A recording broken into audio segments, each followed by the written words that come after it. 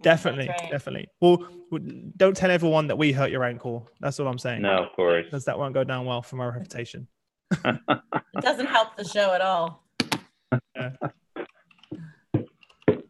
All right, we're live. And I just said that. I said that on the live show as well now. So everyone just heard me We're say live. Matt, we're live. the live Matt. Yeah. So, hi everyone. Welcome to episode 8 of HR Leaders Live, the show where we discuss the future of work with today's most innovative and successful HR leaders. My name is Chris Rainey, co-founder of HRD Leaders and host of the HR Leaders podcast. On today's show, we'll be talking about the skills that every future CHRO should possess. As always, I'm joined by my co-hosts, Jill Katz, founder of Assemble HR Consulting, and Matt's back this week. Matt Burns, Chief HR over at YESC. And today's special guest, we're joined by Stéphane Charbonnier, Chief HR Officer at L'Oreal. How are you doing, guys? I'm glad to have Matt back because the show is never the same without our favorite Matt, and certainly very excited to get to know Stéphane today. Perfect. We're a match made in heaven, guys. So before we jump in, Matt, give us a quick update of where you've been. Trying to get as far away from you guys as possible. You actually got a little closer to me, Matt. I know. I've been in the beautiful city of Nashville, Tennessee for the last couple of weeks, completing an executive MBA down here. It's been super intense. So if you've been following me on social media, I haven't been talking a lot, but that's about to change. The program finishes tomorrow, and then the gloves come off. Looking forward to get back into it. Amazing. All right, well, let's just jump in then. You know, we all know the question of the day. We've got 2 CHROs here. We've got Jill here as well. Jill, I'm pretty much classing you as a CHRO on this call anyway. You've got this skills and experience. You've been there, done it, right? It's just a job title. We all know we're all human. So I always pick on Matt, and because he's back now, I'm going to pick on him again. Matt, in your mind, what skills should CHROs possess to be successful? Yeah, great question. I think when I think about this question, I think about a couple of things. So the first thing for me is a CHRO has to be able to hold 2 opposing thoughts at any given time. You're managing the day-to-day of the business. So there's an element of administration and compliance that occurs in any HR shop. I call that work HR hygiene. I do that because when it goes well, nobody notices. And when it doesn't, it stinks. And the second part of that is the future-facing activities. So everything from talent development, staffing and recruitment, employment brand. And then you mentioned, Chris, the future of work. I'm spending a lot of time these days thinking about how technology can enable the HR profession going forward and how we need to restructure our organization and our way of thinking to account for things such as freelance workers, remote working, and different schedules for our employees. So I think at the core of it, that CHRO has to be thinking about today and worrying about the day-to-day, at the same time thinking about the future. Fantastic. Stéphane, what are your thoughts? My thoughts, when I think about what the role of the CHRO is and some of the traits, one thing that if you think about the work that has to be done a little bit to build on what Matt said is, for me today, the CHRO needs to understand the entire value chain for the business and HR. And why am I saying that is because the value chain of today, whatever industry you're in, is very different than 15 years ago. If you think about the sourcing, the digital world, the consumer, centricity piece that you need to have. And it has really changed. And it has really changed for the business, which means it needs to change for HR as well. Matt was talking about those HR hygiene factors, and the name of the game today for a CHRO is really to try to streamline those hygiene factors to the minimum and focus the HR organization where it's going to bring a lot of value. If you think about all of the future work, artificial intelligence and how it's going to shape the way now we think about engaging our leaders and our talent, it's going to be very different. So for me, knowing the entire value chain is key. So I want to start there. For me, the big piece that is, underlying when you think about high value type of work is all of the transformation that needs to be done across the organization. And today, a CHRO for me has to be first and foremost the chief transformation officer. And happy to provide more detail, but I'm going to stop here to maybe allow GL to chime in as well. But those are for me the two elements that are critical today. I am with you, Stefan, and I, coming from a similar background business as you and also as Matt, I love your point about the value chain and the need for a CHRO to really be a transformation officer. I can't think of an organization today that isn't in the midst of some kind of massive change, whether it is the way that the organization is operating, the way the organization is structured, what the ultimate business needs to be or where it's headed or what kind of technology is getting involved. And the CHRO needs to be the person who is driving that bus. So that is a fantastic point. For me, I would add that the CHRO is the person who owns the talent strategy, which fits in very closely and partners with the business's operating model.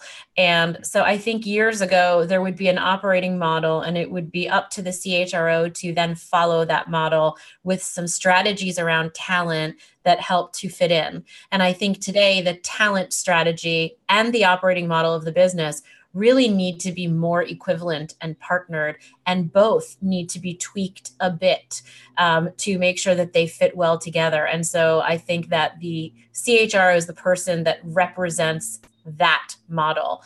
And within that are several of the pieces that Matt talked about: technology, a clear understanding of the business, a real pulse on the best talent that exists within the organization and how to grow them, develop them, maintain them, and retain them.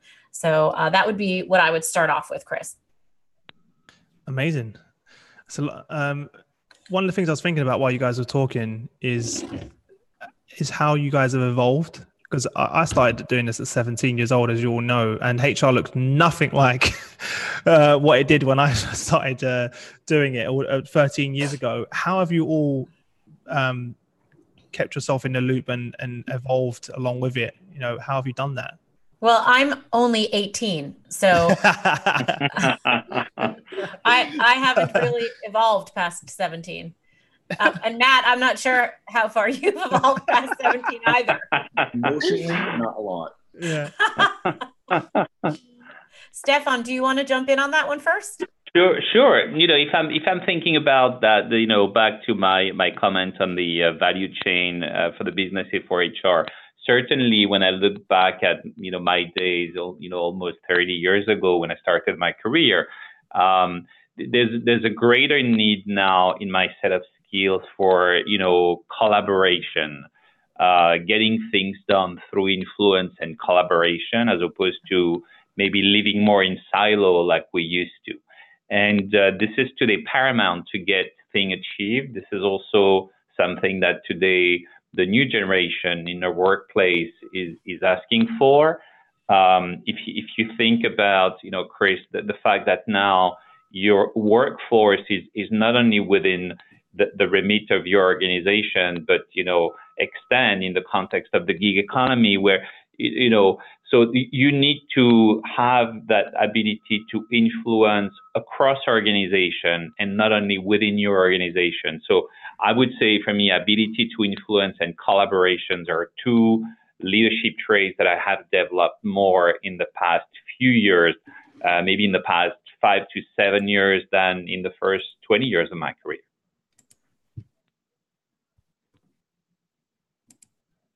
Does that make sense? Yeah, it makes perfect sense.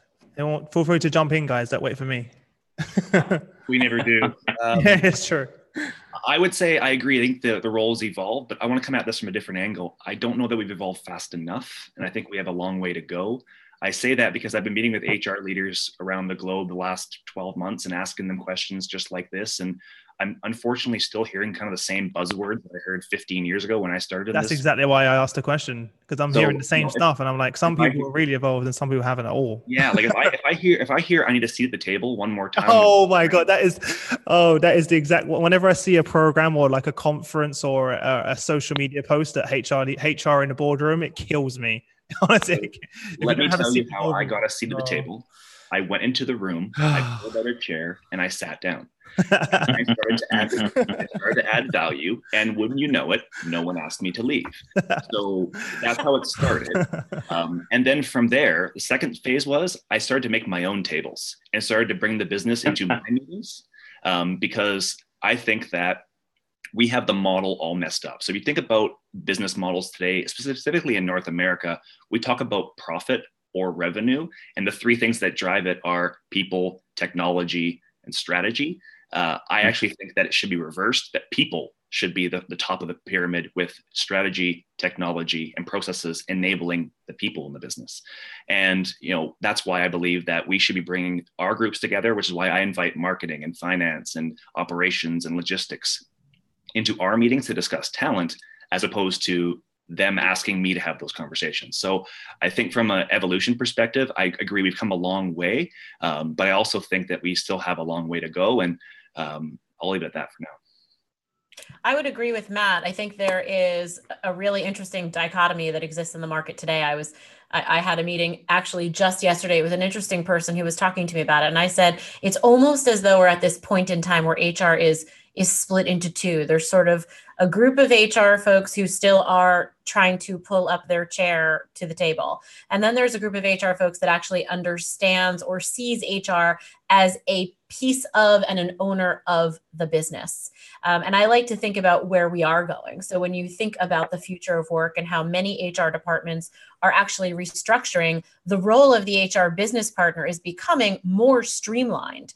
The administrative pieces are moving away. Technology is stepping in. Transactional work is moving elsewhere. And I think a huge evolution piece that I know I've been working on in my company is pushing a lot of the work back to the management of the organization, the leadership of the organization, and not from a perspective of take it off my plate, but more from the perspective of empowering leaders to truly lead.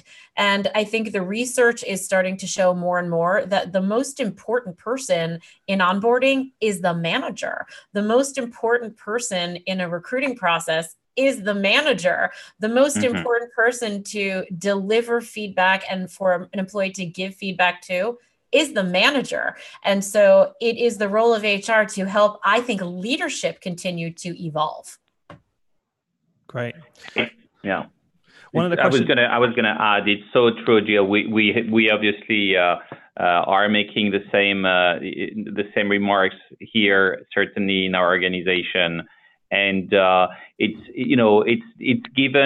enabling that manager and leadership capability, and also in a way empower manager, but also empower our employees as well to have a bigger voice in what they want to build in the organization, how they do it, coupled with a higher degree of accountability.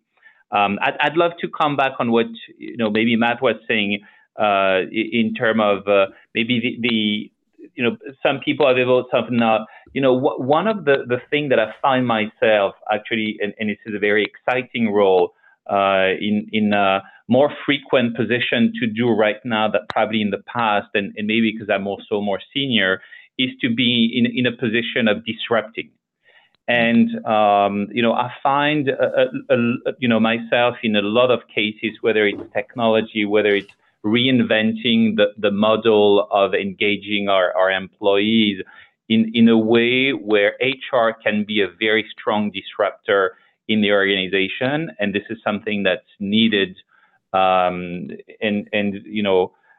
sought after by our employees and leader as well. I don't know if you guys have either playing that role in your organization or have seen that. Matt, do you want to jump in on that? Yeah, Jill. I would agree with you, Stefan. I think, and I actually think there's a lot to be said about the word disruption. I think over the past 5 years, the word disruption itself has become an interesting place of focus. And so I do think it's the job of HR people to, quote, disrupt. And I hope that in a short period of time, it isn't really looked at as disruption, but is instead looked at more as just putting on the table things that have been so obvious but not talked about or looked at or considered as much over the past few years. And so the word that I often like to use, and Chris and I have talked about this a lot, is bravery. I think that the disruption comes from a place of being brave enough and confident enough and having the credibility in the organization to, quote, disrupt or just say what needs to be said. Yep. Yeah, completely agree. I think the biggest thing that holds you is just fear. A lot of the time when I talk about, we've spoken a lot about the link between HR and disruption recently, and I honestly believe that out of every function in the business, HR is best placed to have the biggest impact when it comes to disruption, because you can leverage all the relationships you have across the whole business, and communicate that across the whole business, and obviously prepare the workforce for that too. And I don't think it's something which is spoken about enough. And I have a question about that, both for Matt and for Stefan. In the chair of CHRO, you do have that voice in the organization. You do have the power of relationships across the organization. And so how do you make decisions when you're sitting in the room with the most senior executives of the organization? What are you going to put on the table? How do you make those decisions when throughout the week or throughout the month, people are coming to you with all kinds of needs on all kinds of topics? How do you make the decision about what agenda you're going to push? Can you ask us an easier question? You know I don't. You know I don't do that. So I'm gonna dance around this one because I'm working on my dance step, my two-step here in Nashville. What I think it's incumbent upon the HR professional today is to get the organization, whatever the function is, ready for change. So Chris talked about disruption. I think it's more change readiness because yes, we can push, but I've made the mistake in the past of getting too far ahead of the organization. And as an HR group, you never want to be the end of the stick.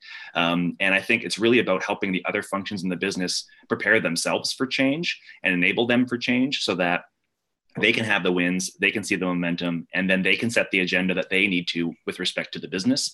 I'll always have a perspective, but if I'm calling the shots, something's gone terribly wrong. I think it's HR's job to surface the concerns, bring the concerns and the challenges to a conversation, rather than it be discussions going on behind closed doors. To address the concerns directly head on. It's uncomfortable. No one likes it. It's more work in most cases with people. People don't like change. That's just normal. No one likes change. But I think that's where HR can mediate those conversations and bring all of the concerns to the surface. That's sort of my point of view on it. And I would add, I agree with the change readiness. However, I still think that sometimes in HR, we have to, give that little nudge that's going to be, because as you said, Chris, everyone's uncomfortable with the change. And some of the image that I use sometimes with the leaders is it's a little bit like, base jumping. It's scary sometimes, but when you do it, when you jump and, what if you fly? People are afraid of falling, but what I tell them is, when you're going to jump, what if you fly? Think about how that's going to feel.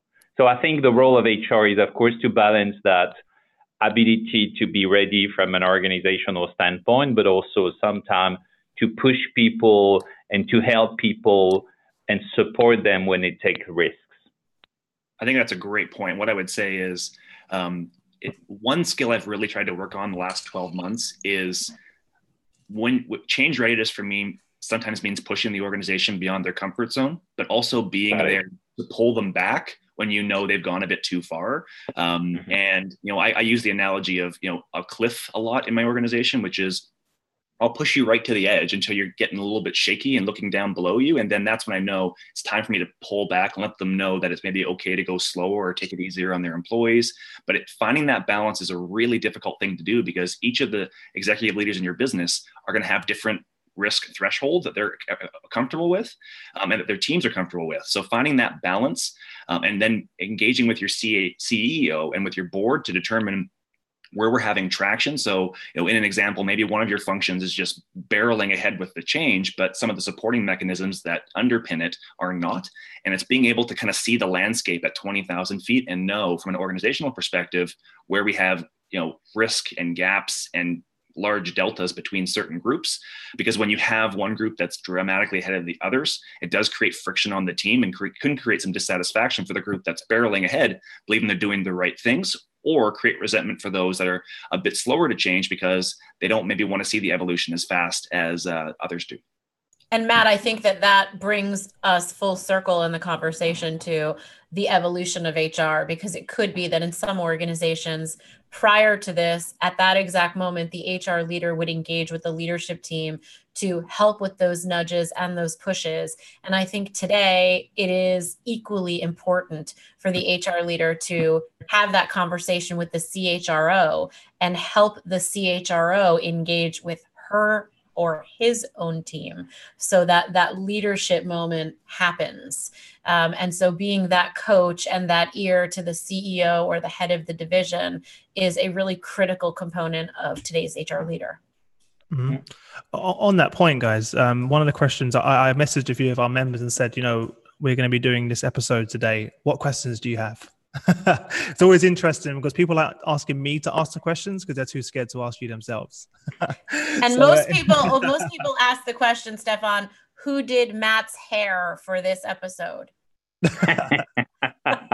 It's normally it's not always Matt, by the way. It's not always so that's a good one. So one of the questions I had from our audience was what, and I'll ask you this, Stefan, what do you expect from your CEO? Because we asked a question last week of we asked it the other way around, saying what do CEOs expect from their CHRO? And so many people replied back to me saying, let's flip that around for a second, Chris. What do CHROs expect from their CEO? So I'm very interested to get your thoughts on that. That's a great question. I would say there are so many things that are coming through my mind right now, but if I had to pick one, it would be to really be the visible, what I'm asking, consistently my CEO, and we have, discussions about that, and I'm fairly fortunate that he's, after the discussion we have is extremely, I'm asking him to be the visible sponsor of all of those initiatives when it comes to transformation, when it comes to changing, evolving the culture, when it comes to putting some, high importance on leadership behaviors. Because that's what you need from a CEO. It's the visible support. It's the visible sponsorship. It's for the organization to look at the CEO and see him as the beacon of, whatever is going on. Again, whether it's an organizational change, a cultural transformation, new values and so forth. So I'm asking him that, and ultimately, what we all work on together is making sure that we, as a management committee, have a high degree of accountability on what's happening. So that would be the one piece that I'm asking my CEO. Right. I didn't want to get you in trouble there. Great response. I have a question for you, Stefan. Yeah. What is the part of your job that frustrates you the most? That you're trying to get him in trouble. Come on. You're trying to get him in trouble. He definitely is, right? Yeah? I do. That's my job on the show. The part that is the hardest for you that will never go away. And then how do you manage through it? Coming on this show, you can't say that. Yeah, no. No, I would say, because everyone has, very busy agendas, sometimes the level of information, in my role between my CEO and I is not always at the same time. Therefore, people can get to him before we have the opportunity to speak. And most of the time we're aligned, sometimes we're not. So that sort of potential disconnect that happens more because people try to get to him faster and get an answer faster. Sometimes of course is a little bit frustrating, but it's in any job, any executive job, you have that type of thing. It's the frustrating part. I don't think this is going to go away, but at the same time, it's very inherent to the positions. Yeah, that's what I would say. Yeah, I think no matter what position you are in the company, everyone can relate to that. Right. The amount of times that I've tried to go to my CEO or and then someone's already got there, and it's like, okay, that's pretty frustrating. Hey, Chris. Yeah. Chris. So with my response, I won't get in trouble with my boss, right? No, it's good. Because you know what, your face isn't here. No one will ever really believe it was you. That's why he didn't come on camera for a reason, guys. And there's no. But the thing is, I'm sure your boss probably has the same frustration with the investors. Exactly the same. He's like, God damn these social media websites. Right. So I think everyone, no matter what, can relate to, and it's not going to go away, unfortunately. No. So with the way social media is now and how quickly information can be transferred, I think it's actually gotten worse. Yeah. In many cases. Yeah. Definitely. What do you say, Matt? I want to jump back to that last question in terms of what I expect from the CEO. I think in a word, consistency. So I think most HR professionals are adaptable and malleable, and we can adjust our approach to fit the organization. I mean, I don't know about you guys, but I've been put in positions where I've had to change my approach meeting to meeting, and I'm okay doing that. But what's really frustrating is when the leadership of working with changes their perspective on something, when you've built a strategy around it. I lead through influence. So in HR, I don't have a stick that I can walk around with and tell people to do things. I'm always working through relationships. I'm building alignment. And it takes a long time to do that, but ultimately it's worth it. But if we continually change our direction and our strategy, all that work gets undone. So for me, it's consistency. I can adapt. At the same time, having said that, if we're adapting too much within a strategy, it makes it very difficult for us to realize our mandate. Mm-hmm. On that point of relationships, one of the things that we're just coming up more and more now is how CHROs need to create their own personal brand to both reflect themselves, typically inside, but more importantly outside now, to their customers and their future employees. Have you done any work around this for yourself, Stefan, to increase your own personal brand awareness within the organization, both within the organization and externally? Because I think it's something now that companies are expecting more from a leader. So back in the day, it was just being a leader. Now it's like the face of their people.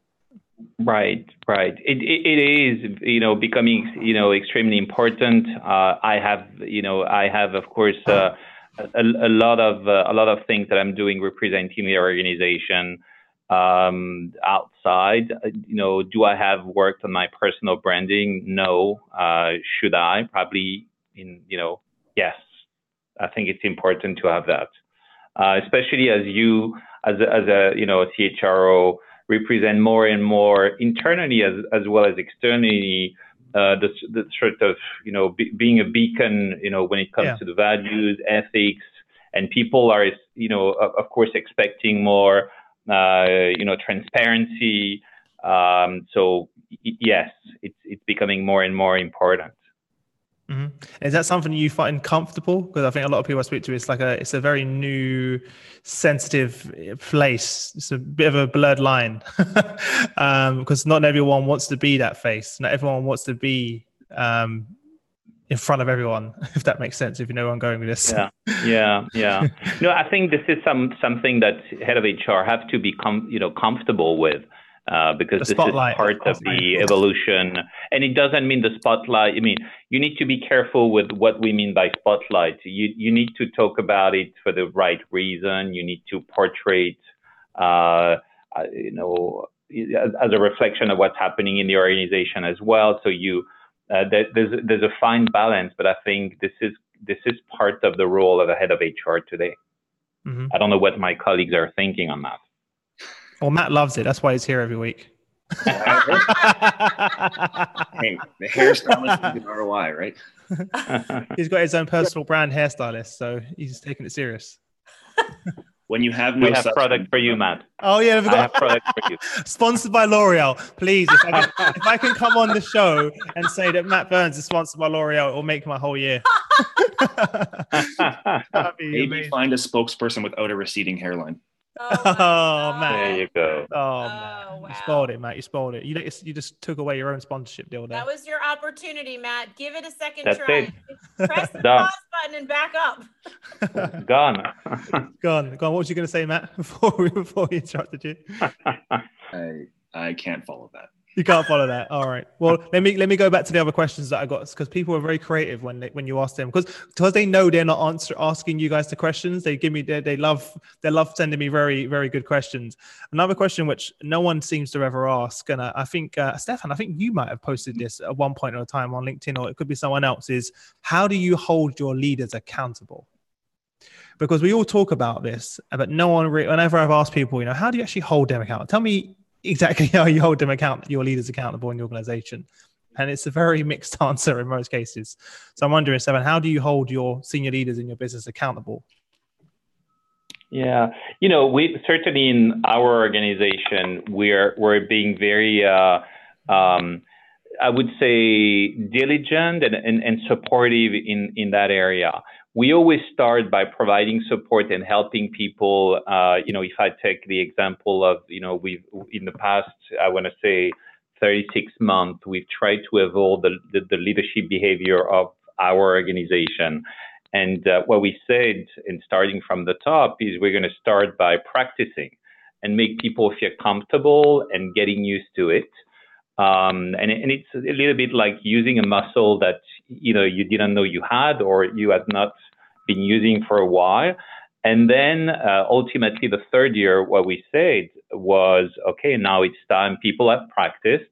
We've given them, the opportunity and the support. Now it's time to hold them accountable. And ultimately what we do is we hold people accountable in their performance review, which means if somebody is a terrible leader by the various lenses we look at it, they will be dinged on their bonus ultimately. Well, thanks for sharing that. That's very interesting. I like the way you've done it, by the way. I like the fact that you let them ease into the role rather than and have that and let them fail, because it's important that you support them and show them the support, and that they know that failure is okay, because we are all human. And so I really like the approach.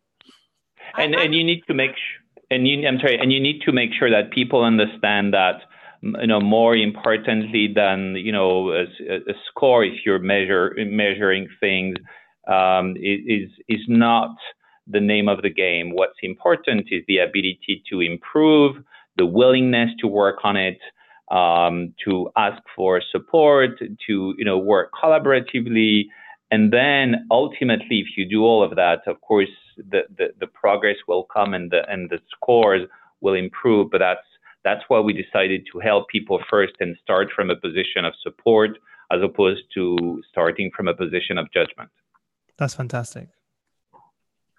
I would add to that and maybe take a slightly different view, which is in some of the organizations that I have worked with and now organizations that I am partnering with, some engagement or employee experience surveys have rendered results of employees who are asking for more authority, employees who want more power to make their own decisions, layers to be removed from decision making in an organization, the ability to own their own team, make decisions about their business, their vendors, etc.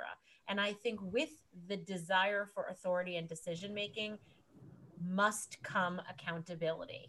So if you want to have the ownership, you also need to have the accountability. And so I believe that organizations who are moving more towards saying, okay, the budget's yours, you make those decisions, you have it. This hire is your decision, you're the final call. or whatever that might be, those people can and should be measured for those decisions. And that can come in the form of engagement surveys, voluntary or unwanted turnover, of course, sales growth, whatever that specific business's metrics are. And so I think that with decision-making power comes accountability. And the other thing— Sound like a Spider-Man quote there. Wow, my son would be so happy to hear that. This morning I was reminded his real name is Peter Parker. I got that wrong at breakfast this morning. Sorry, Jill. No, it's okay. The other thing I would say is that when you asked the question originally, Chris, and you said, how do you hold leaders accountable? I also thought a lot about what's my job? I'm the head of HR. And the answer is I also do it personally. And so I do believe it is incumbent upon me as an HR leader to have the tough, scary moments with our leaders that other people probably won't have. And it needs to be managed carefully and thoughtfully and with care. And to Stefan's perspective, with a lot of support coming from a place of learning, not judgment. But I am someone who has gone into the room and closed the door behind me and said, hey, let's talk about what just happened and what the impact is. Yeah, from my perspective, in organizations that I worked in, when it come to holding someone accountable, it's like, let's get HR involved. Because most of the leaders and directors didn't want to have those uncomfortable conversations. And I always ended up in a room with HR, and I was like, well, and that was part of our process, by the way. And I always thought to myself, why can't I just have this conversation with this person? Why do I need my HR director sitting next to me? Because in most cases, they then don't want to tell you the truth. They won't open up and tell you, their vulnerabilities, or perhaps, there's actually something going on at home that I just haven't opened up and told you guys about, or whatever it may be. Having HR in them actually, from my experience, actually creates the opposite effect, where they close up and don't want to say anything because they may feel vulnerable. Well, that triangulation is not— 2v1, like it doesn't come across well. Very 80s. Do you still think that a lot of leaders now use HR as their way out? Like, they don't want to have those uncomfortable conversations, and they just go, oh, we'll just get HR involved. Is that still an element of that happening? Some of them, but less and less. Good. I'm glad to hear it. I had another question here from the one of the listeners listening in now, and they said, it's a bit of a pretty basic question, but this is coming from a few HR directors that I'm speaking to. How do you spend your time, Stefan? How do you split your time of what you focus your attention on? There was so much going on in the function. Where do you spend the majority of your time? Not specifically every day like I would like to spend it. Let's start by saying that. I'm trying to be helpful in where and be very specific on where I'm spending my time. I'm trying to spend my time, and this is also our company philosophy at L'Oréal, where we're very close to the talent and supporting the talent. So I personally spend a lot of time with the talents of our organization. And as an average, I am meeting anywhere between 10 and 15 talents every week, personally. Because either I know them and I want to make sure we're talking, the right way about their next steps or in their development, or I don't know them. It's an opportunity. So that takes a bit of time. I'm trying to spend time with the leaders, understanding how the organization, of course, is moving along in the context of our transformation, and talking about, to your point, Matt, around the organizational readiness. Are we going too fast? Are we going too slow? Where do we need to push or not? And I'm trying, when I meet with my teams, the rest of the time, is really focusing on, okay, where do you need me? Either to remove some roadblocks or to make decision. So that's where I'm trying to spend my time. After that, we all know that that's the ideal, and a lot of day-to-day is happening in between. Yeah. Yeah. And I must apologize, but from a timing perspective, I'm going to have to. Yeah, I was about to say that. Okay.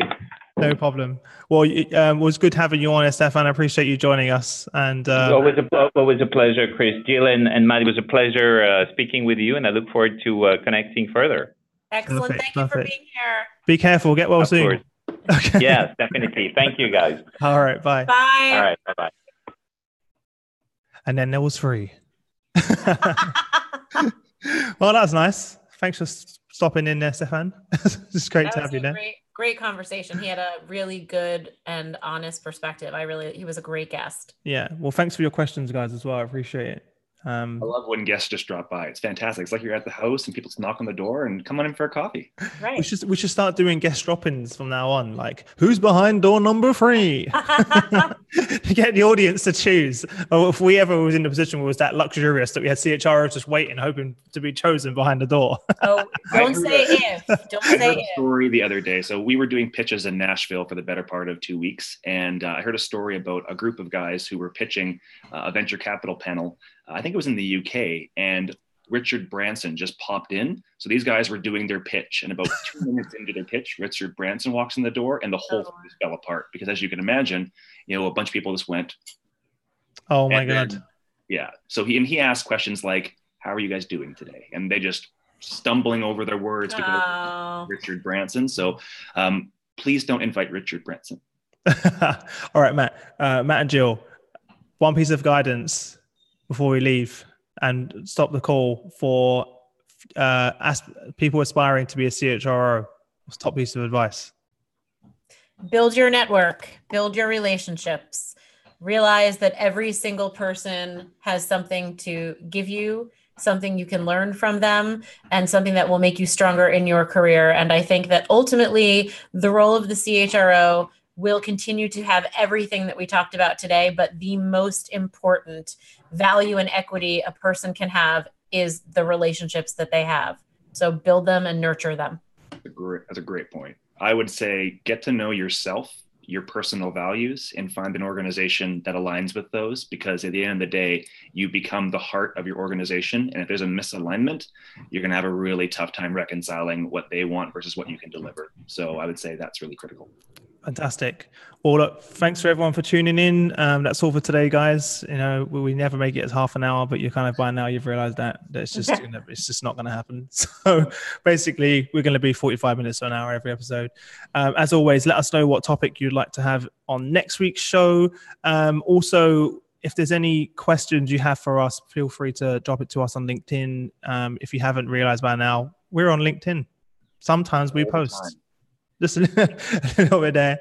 And if you haven't already done so, make sure you hit the subscribe button on YouTube, hit the little bell icon so you're notified every single time that we go live. Otherwise, we're going to set Jill on you. She's going to chase you down on LinkedIn to subscribe. Apart from that, we look forward to seeing you all next week. Bye. Bye.